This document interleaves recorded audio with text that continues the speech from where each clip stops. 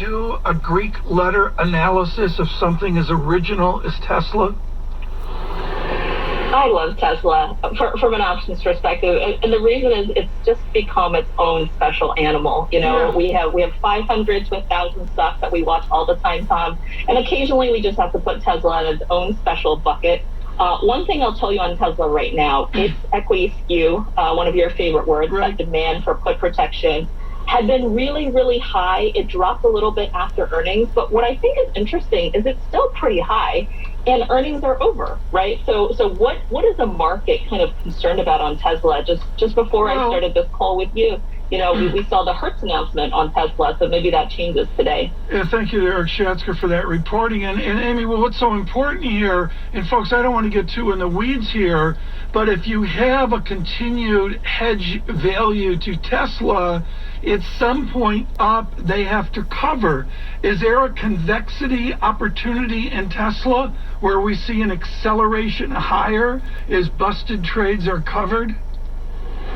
Yep. So you're referring to kind of what people refer to as the gamma hammer or the gamma squeeze, where a lot of the times when you see that inversion in skew, right, that call demand again outweighing that put demand, it forces dealers who are doing delta hedges on the other side, because dealers are trying to not take directional bets, right? They're trying to not take bets on delta. They're simply trying to facilitate people on both sides. If there's extreme call buying, you can essentially see more stock up situations because of that Greek letter gamma, that gamma squeeze that's happening in Tesla.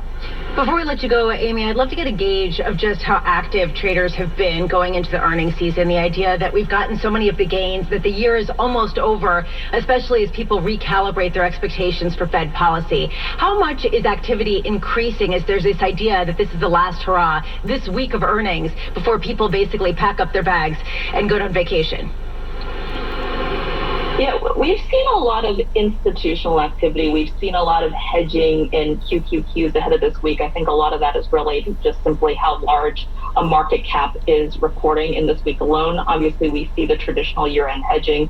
But, we have seen a drop-off, Lisa, in retail demand. So, retail, which was busy trading call options to kind of insane degrees last year during the pandemic, that's dropped off a lot. I think they're busy trading cryptocurrencies now, but, that activity has lessened much more than it was at this point last year. Amy, thank you. As always, Amy Silverman there, the wonderful Amy Silverman of RBC Capital Markets on a big week for big tech. You know what the quiet tech name is right now, Tom? Microsoft. By 39% year to date, and barely gets a look in anymore. What a run. Yeah, well, it's been a run, and some do it 1 year, and then they pause, and they do it another year. But, John, I think what's so important is the people we talk to looking out 3, 4, 5 years. Even Doug Cass, who's trading partitions out to an enthusiasm out 3 or 5 years as well.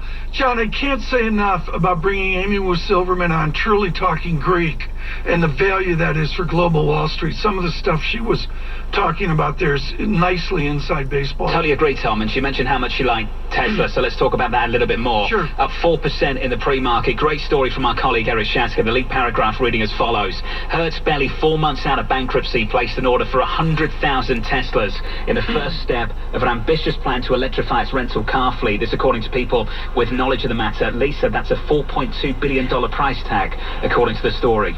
It's the biggest single purchase of electric vehicles ever, and the idea that Hertz, barely out of bankruptcy, I like how you phrase that, John. The idea that they get some money, and what do? They make a bold investment, and frankly, investors celebrate that. That, to me, is interesting. The idea that people are looking for bold at a time when money is free. John, how does General Motors or Porsche or the others, how do they respond?